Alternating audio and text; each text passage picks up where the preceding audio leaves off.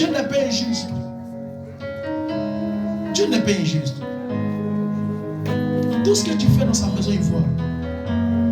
Si tu fais bon, il voit bon que tu fais là. Tu fais mauvais, il voit mauvais que tu fais là. Faire l'œuvre de Dieu, c'est de construire ta maison dans le ciel. Amen. Il y a plusieurs manières de servir Dieu. Il y a des gens qui ne peuvent pas aller évangéliser, mais ils ont leur manière à servir Dieu en faisant quoi? Avoir le don de libéralité. Amen. Ça veut dire que nous, on n'évangélise pas. Mais tout ce qui concerne pour l'œuvre de Dieu, pour l'avancement de l'œuvre, on participe. Amen. On a besoin de quoi? Si on a besoin soit de réparer les appareils, voici l'argent dans nos contributions. C'est une manière de servir Dieu. Pour Amen. montrer à Dieu que l'argent que je cherche là, c'est pour toi. En premier, c'est pas pour moi. Parce que moi, tout à l'heure, je peux mourir, puis ça va rester. Ça va me servir à quelque chose. Qui comprend de quoi je parle? Amen. Vas-y, écoutez ce que la Bible dit. Proverbe 15, verset 3. Vas-y. Les yeux de l'Éternel sont en tout lieu, Les yeux de l'Éternel sont en tout lieu, observant les méchants observant les méchants et les bons. et les bons. Les yeux de l'Éternel sont en tout lieu, Amen. observant les méchants Et les bons. et les bons. Donc si tu te caches pour faire des mauvaises choses, l'homme de Dieu ne te voit pas.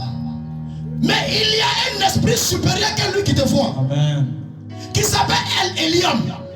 Amen. Dieu dit, les yeux de Yahweh sont partout. Une fourmi noire dans le noir, sur une pierre noire, Dieu la voit. Amen. Dieu voit tout le monde. Il n'y a pas quelqu'un que Dieu ne voit pas sur cette terre.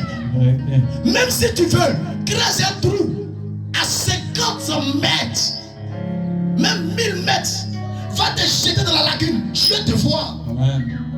Il dit, je te vois. Les yeux de Yahweh sont partout. Donc quand tu fais l'œuvre de Dieu, là, estime-toi heureux, heureuse. Amen. N'attends pas un gain en retour. Vérité.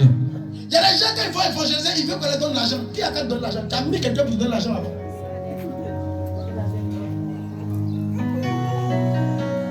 Une fois, il était à la grande gare, la gendarmerie, il voit un monsieur dans évangéliser. Et puis devant son appareil baffe là, il a déposé un panier. Ça veut dire toi tu passes quand tu sais ce que Dieu a fait. Et toi tu es un enfant. Regardez. C'est ce que Dieu nous a appris. C'est ce que Paul a fait. Paul s'est promené un panier. Et moi avec un serviteur, on a regardé, on est venu, on a mis notre offrande. Et il nous offre les laisser. Alléluia. Amen. Quand tu vas évangéliser, ou ça s'appelle faire l'œuvre de Dieu, il ne faut pas attendre que quelqu'un va te donner ça. Amen. C'est pas bon. On ne vend pas le don. L'œuvre de Dieu, c'est la vie. Amen. Tu peux faire 40 ans de service auprès de ton patron, ton boss. Le jour où il y a un problème, tu dis patron, j'ai besoin d'argent sur salaire. Il ne va pas te donner. Il ne va pas te donner. Il n'est pas obligé même de te donner. Ben, c'est un contrat qu'on a signé. Tant que le mois n'est pas fini de payer, il n'est pas obligé de te donner. Et que ça, tu vas trouver ça autrement. Parce que tu as un problème, il doit te donner. Non, il n'est pas obligé. Mais quand ton Dieu, il est obligé de te bénir. Amen. Parce que si toi, tu ne le fais pas, qui va le faire? Un esprit ne peut pas se manifester sans un corps. Vérité. Donc si Dieu t'a choisi pour faire son œuvre, c'est qu'il a prévu des récompenses pour toi. Amen. Mais toi, frère, il est intelligent.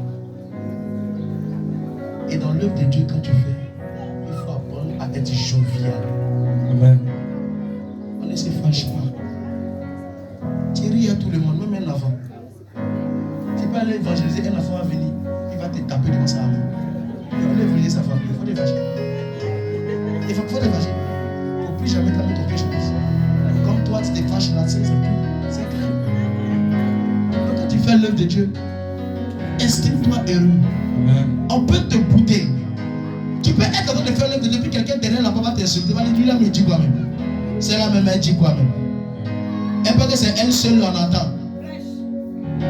Hey. Vous savez ce que Jésus a fait? Quelle était la mission de Jésus? Vous savez quelle était la mission de Jésus? Luc 4, 44. Vous savez quelle était la mission de Jésus? Jésus, quand il est descendu dans ce monde-là, quelle était sa première mission? Luc 4, 44. Vous allez voir la première mission de Jésus. Mais aujourd'hui, des gens veulent imiter Jésus, mais ne tiennent pas compte aux actes que Jésus a fait. La première mission de Jésus, c'était quoi sur la terre?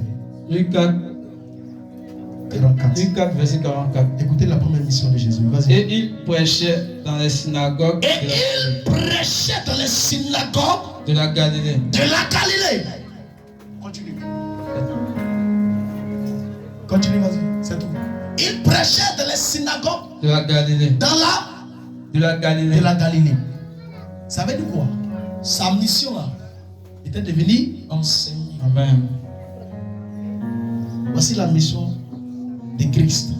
Il prêchait dans la Galilée des synagogues. Amen. Maintenant, si toi, ta mission, que tu es venu sur la terre, je vous ai dit qu'il n'existe pas de hasard. On parle de cause en effet. Amen. Donc, si toi, tu as donné ta vie à Jésus, il faut comprendre une seule chose. Tu as un but accompli dans ce monde. Amen. Tout le monde est appelé à servir Dieu. Je vous dis quelque chose. Ce n'est pas nous seulement qui sommes les hommes de Dieu. Parmi vous, il y a des serviteurs de Dieu, il y a des servants de Dieu, il y a des prophétesses, il y a des prophètes parmi vous. Mais si vous rabaissez ce que Dieu a mis en vous, vous ne verrez pas la main de Dieu sur votre vie. Il y a des personnes qui ont le don de guérison parmi vous. Vous êtes assis avec ça.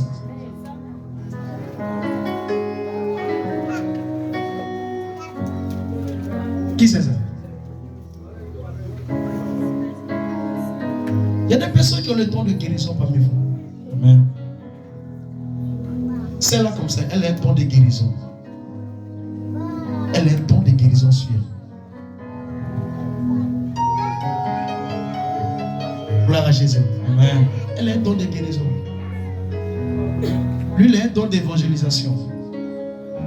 Il doit évangéliser pour emmener les âmes.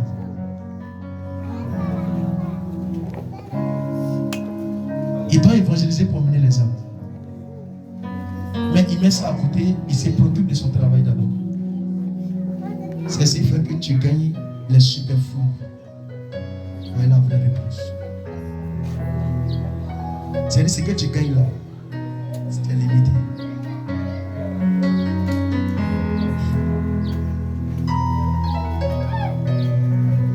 C'est là. Son don, c'est de préparer la nourriture et puis donner. Amen. Elle doit préparer la nourriture. C'est de donner la nourriture à ceux qui font l'œuvre de Dieu. Comme Max l'a fait. Et quand elle va faire ça, Amen. Dieu va la récompenser.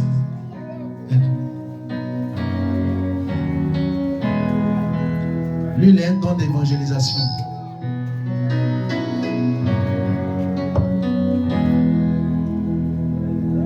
Elle a un don de prophétie. Gloire à Jésus. Amen. Tu ne dis pas bien amour. Amen. Le don que je suis en train de vous donner, c'est ce qui est en vous, vous êtes assis dessus. Vous venez, vous êtes assis dessus. Où est ma fille Florence? Le Seigneur ne met pas de Florence. Évangélisation. Évangélisation. Le jour où tu vas l'évangéliser, il faut partir à ton fils. Oh Jesus. Le Seigneur vous donne ses dons pour travailler dans sa maison.